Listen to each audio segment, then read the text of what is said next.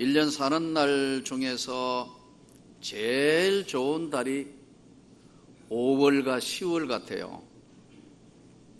5월은 꽃이 피고 꽃향기가 진동하며 산이 푸른 색깔로 입혀지는 참 실록의 계절인 5월은 참 좋은 계절이에요. 삼남만성이 살아나는 것을 모두가 느끼시니까요. 또 10월은 늦은 가을이 되면서부터 낙엽이 지고 아주 쾌적한 날씨라서 5월과 10월이 가장 좋은데, 그 중에 오늘 5월 첫 주니까 얼마나 감사한지 모르겠어요. 온 세상이 정말 이제 다 푸르러지면서 사냐가 바뀌기 시작했습니다. 5월 되면 이제 이름 모를 덜풀 꽃들 다 피어나기 시작하는데, 하나님이 보실 때는 어떤 것이 가장 아름다울까? 하나님이 우리를 보실 때 무엇이 가장 아름다울까?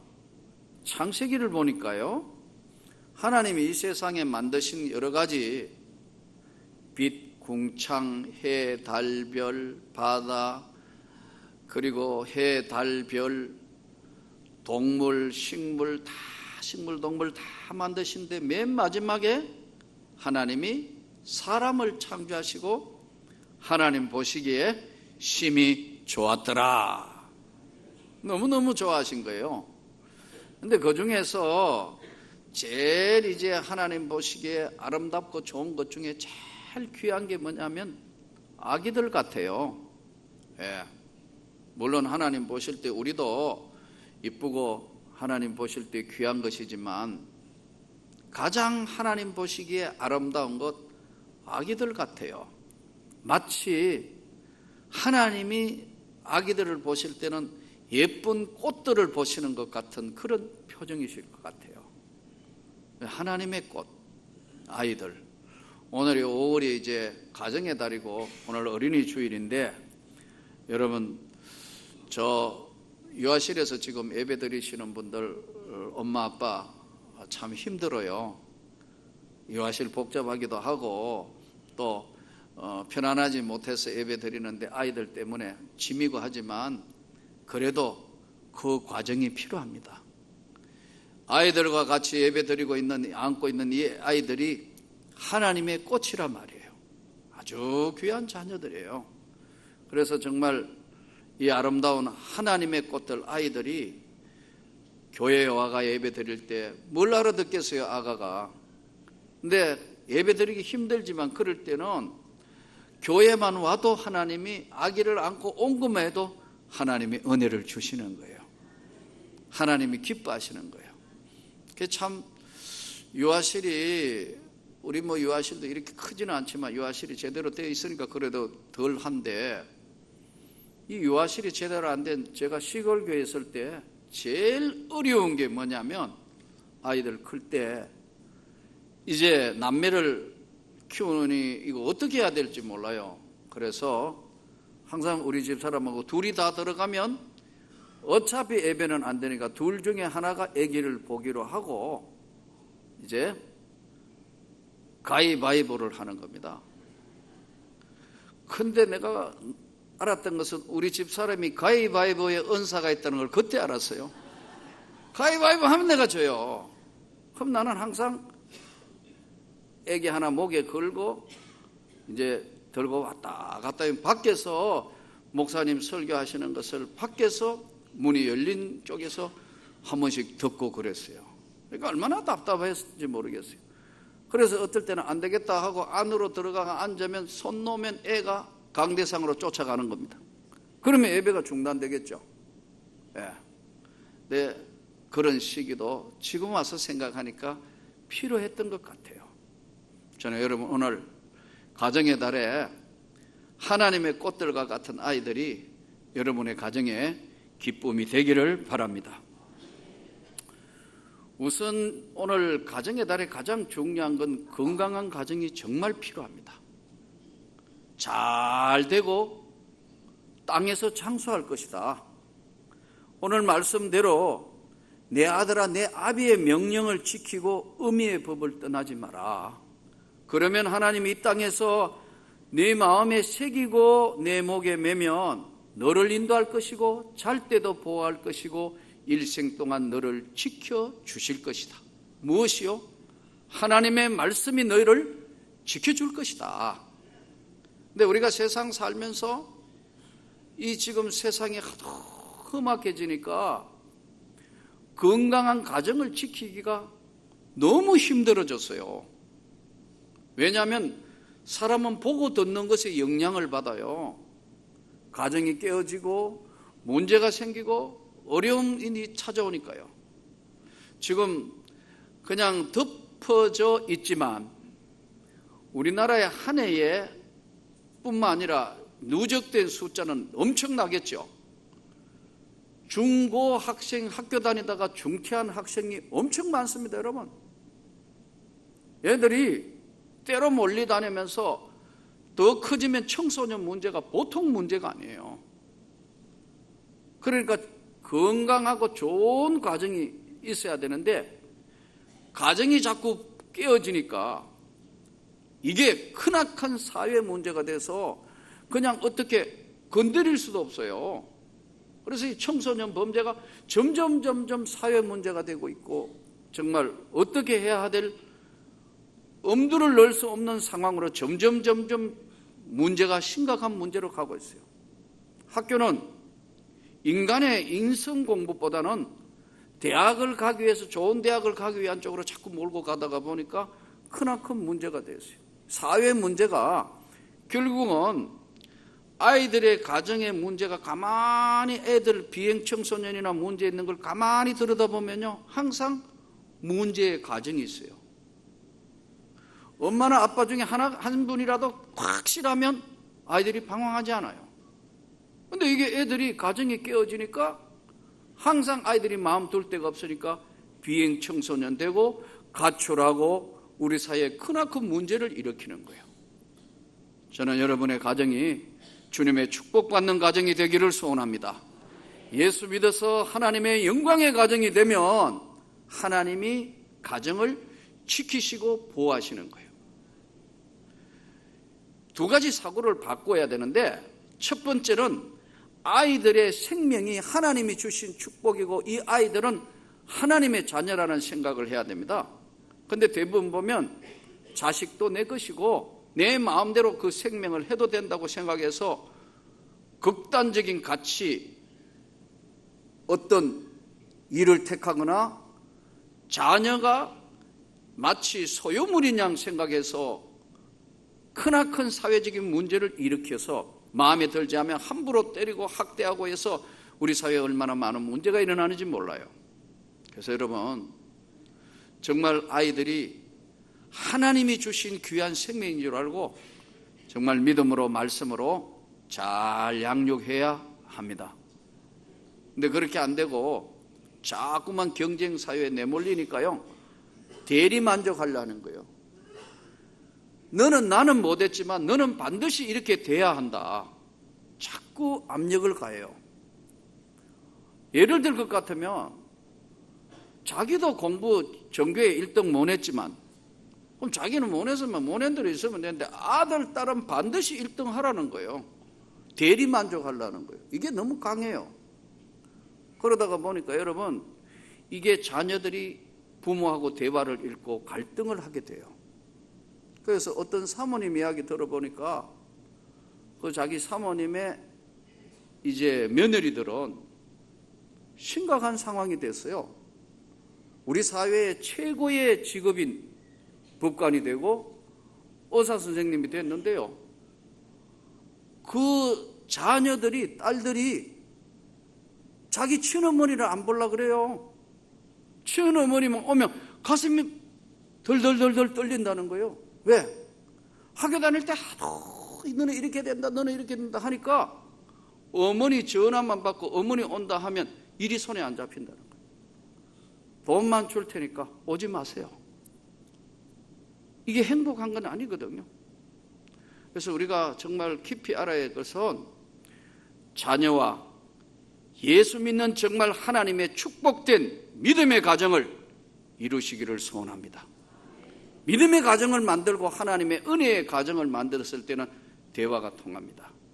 성경이 하시는 말씀대로, 기도하는 대로 그 자녀와 대화가 되고 서로가 주고받을 수 있는 공통적인 은혜의 세계를 이루는데, 세상 것만 계속 추구하다가 보니까 자녀들과 대화가 단절됐어요. 은혜를 상실했어요. 믿음을 상실했어요. 잘 됐어요? 그 끝은 무엇입니까? 하나님의 말씀에 순종하지 않았기 때문에 그 가정은 가지고 다 이룬 것 같지만 공한 가정이 될 수 있습니다.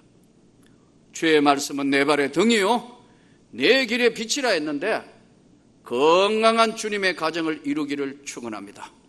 그 안에 아이들이 믿음으로 손자, 손녀, 우리 아들, 딸들이 믿음으로 꽃을 피우고 열매를 맺고 만개하는 거예요.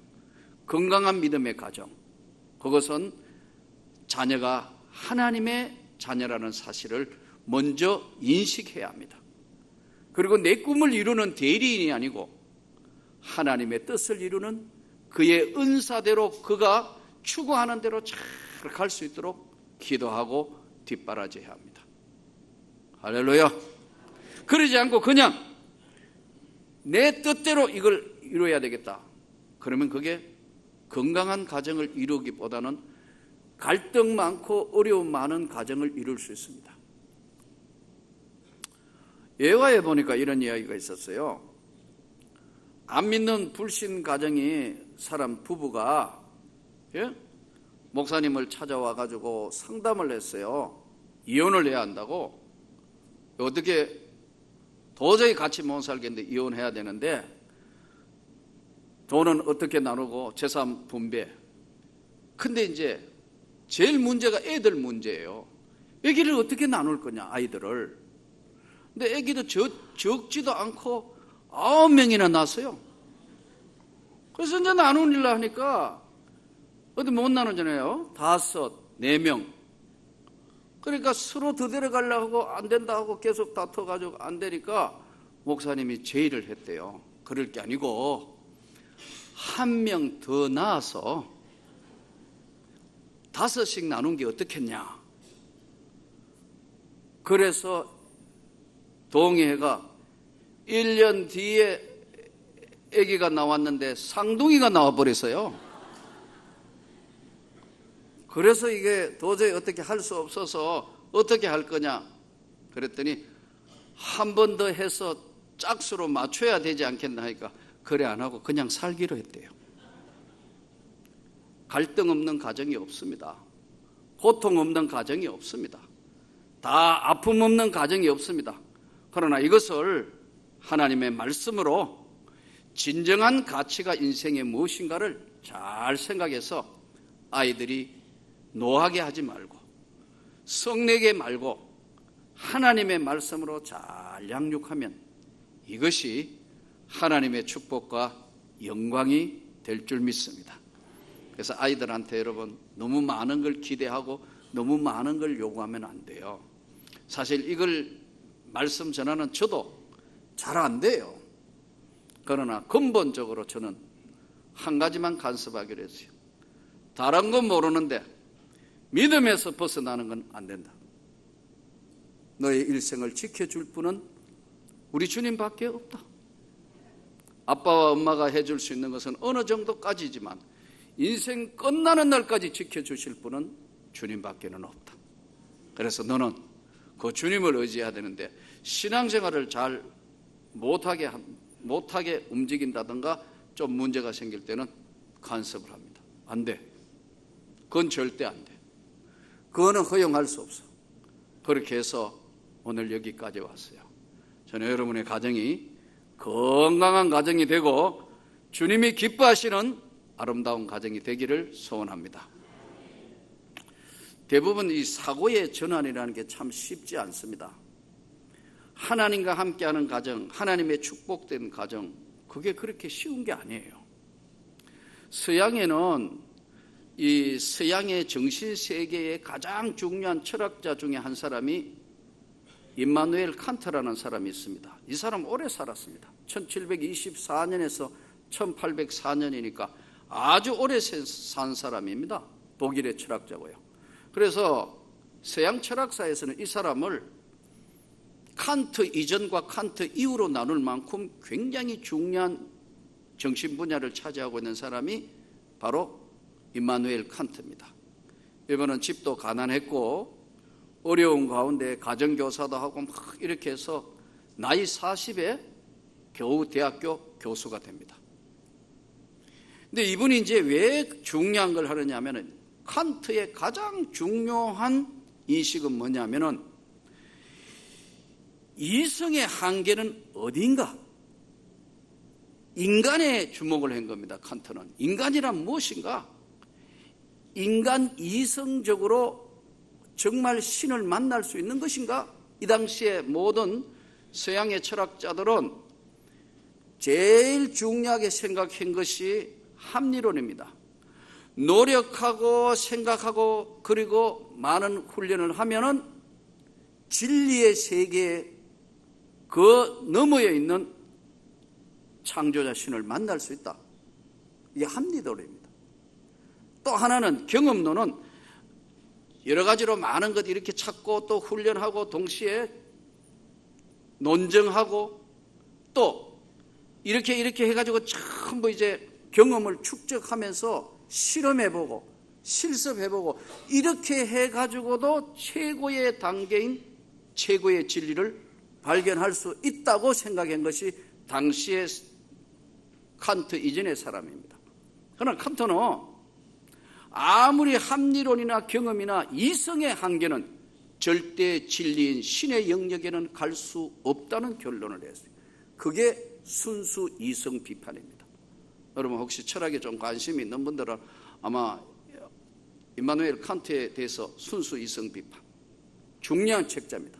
이 책자를 중심으로 해서 절대 진리에는 이성의 합리나 경험으로서만은 이성의 접근이 안 된다. 그 접근이 최고의 진리의 선인 하나님의 신의 영역까지는 갈 수 없다는 것을 발표한 게 순수 이성 비판입니다. 또 동시에 나중에 이제 신의 세계는 증명할 수 없는 것이다. 실천 이성 비판, 판단력 비판이라는 책을 발표합니다. 그래서 칸트는 이로써 무신론자로 취급받기도 하지만 신의 영역은 이성의 영역하고는 다른 것이기 때문에 경험이나 합리적으로 되는 것이 아니다. 이것이 굉장히 중요한 서양사를 가로지르는 중요한 하나의 사고세계의 결론입니다. 그런데 그 100년 앞에 파스칼이라는 사람, 유명한 파스칼은 사실은 100년 앞에 살았던 1623년에서 1662년까지 살았으니까 짧게 살았습니다. 39세 죽었습니다. 이 파스칼이 팡세라는 책을 썼죠. 어려서부터 아주 수학의 천재입니다. 12살에 여러분 이미 유클리드 기하학의 원리를 발견한 아주 수학 천재예요. 파스칼. 근데 이 사람은 늘 그냥 근성으로 그렇게 하다가 1654년 11월 23일 밤에 그는 하나님의 은혜를 경험하게 됩니다. 그래서 그는 이것을 하나님의 은혜의 은총의 불을 받았다 이렇게 이야기해요. 본인이. 그래서 죽기 한 8년 전에 은혜를 받아서 그는 죽을 때까지 내가 이 세상 끝날 때까지 나는 정말 하나님의 사람이라고 이거 종이에 적어두고 늘 묵상하다가 세상을 떠났어요. 인간이 이성적으로 아무리 과학적으로 아무리 논리적으로 설명해도 신의 영역에는 갈 수가 없는 것이 인간이다. 그런데 이 앞전에 100년 전에 파스칼은 칸트 이전에 이 사람은 맞다. 그건 다 수학적으로나 이거는 다 이성적으로 하고 다 발견해가 최고로 갈 수는 있을지 모르지만 신의 영역은 하나님의 은혜를 받아야 한다는 거예요. 여러분 오늘 최고의 공부 최고의 대학인 하버드 대학, 또 예일, 이런 최고의 하버드 대학에는 여호와를 경외하는 것이 지혜와 지식의 근본이니라 말씀이 써져 있습니다. 오늘 우리가 이 땅에 사는 삶에 한번 지금 네팔을 한번 보세요. 한번 지진이 일어나니까 수많은 사람이 순간적으로 폐해가 되는 것이 인생이고 세상이에요. 오늘 또 우리가 주님이 주시는 귀한 삶의 그 축복 가운데 여러분의 믿음의 가정을 이루기를 원합니다. 신의 영역인 하나님의 은총을 받은 여기에 모인 우리 주의 은총 받은 자라, 하나님의 은혜를 입은 자라, 그 하나님의 축복이 여러분의 가정에 머물고 여러분의 자녀에게 머물고 이 은혜와 축복이 여러분의 삶에 일생가도록 하나님이 지켜주실 것을 믿습니다. 내 아들아, 내 아비의 명령을 지켜라. 어미의 법을 떠나지 말고 항상 너의 마음에 새기며 살아라. 아이들은 믿음에 하나씩 올라갈 수 있도록 여러분이 지켜주시기를 바랍니다. 찬드라 꾸마리 구릉, 이름도 아주 힘들던데, 찬드라 꾸마리 구릉이라는 사람은 네팔 여자입니다. 이 사람이 1992년도에 한국에 돈벌이 하러 왔다가 아주 이상한 일을 당합니다. 아마 옷을 갈아입고 이 여자분이 오신 것 같은데, 아침에 식당에 가서 식사를 했는데 옷을 갈아입었으니까 돈이 없잖아요. 밥은 이미 먹었는데 돈을 안 주니까 식당 주인이 돈 내라 하니까 한국말을 잘 못하고 단 몇 마디 외마디만 한국말 뭐 하는데 한국말이 안 되니까 돈 내라 하니까 네팔 말로 막 하니까 이거 정신병자라 생각해가지고 경찰에 신고했어요. 경찰에서도 네팔 말 하는 사람이 없으니까 이거 아침부터 밥 먹고 문전 취객해가 하는 사람이다, 이거 그냥 하기는 곤란하다, 이게 약간 이 여자 정신이 이상한 거다 해서 정신병원에 가다 보세요. 용인의 어느 정신병원에 여러분 6년 반 갇혀 있었어요. 그런데 어느 날 정신과 의사가 가만히 이제 사람들 정신과 의사가 한 명 하면서 상담하는 딱 이야기해 보니까 이게 정신 이상자는 아닌 것 같은데 뭐 하는데 뭐 네팔 하니까 이게 네팔 사람이구나, 이 정신 이상자가 하는 얘기가 아니구나. 그래서 이건후라는 이화여대 명예교수, 정신과 의사입니다. 자기 선배한테 전화를 한 거예요. 선배님, 이 병원에 이상한 네팔 사람이 하나 와 있는 것 같은데 좀 상담을 해줘. 선배 정신과 의사니까. 이분은 네팔에 30회 정도 다니면서 네팔에 의료 선교하러 다니는 분이에요. 이분은 이미 은퇴한 명예교수이기도 하고. 그래 가서 이렇게 보니까 아니 이게 지금 찬드라 꾸마리 군흥이 이게 네팔 사람인데 아침 먹고 대화가 잘 안 돼가지고 이게 정신병으로 6년 반 끌려 있었어요. 얼마나 불행해요. 밥 잘 먹기 바랍니다. 돈 없으면 정말 우리는 한국말이라 할 줄 해서 이 대화 안 되고 이런 불행한 일이 생기죠. 그 6년 반 있었는데 꾸마리 군흥이 아주 훌륭한 게 그것 때문에 막 그러지 않고 그래도 참 감사하다 그러면서 여러분 자기 나라로 돌아가가 이 여자분이 뭘 하느냐면요, 여성 문명 퇴치 운동을 하는 거예요. 지금까지 하고 있어요. 나같이 여자가 몸 빼었기 때문에 자기 글도 못 쓰는 몸 빼었기 때문에 이런 일이 생겼다 해가지고 여성 문명 퇴치 운동을 해요. 여러분, 우리가 사는 세상의 최고의 학문은, 지혜는 하나님을 경외하는 것이 지혜의 근본입니다. 이것을 아이들한테 잘 가르치고 교육하고 해서 여러분의 가정이 주님으로 인하여 축복받는, 주님으로 인하여 행복해지는 그런 건강한 예수 그리스도를 믿는 가정이 되시기를 주 예수 이름으로 축원합니다.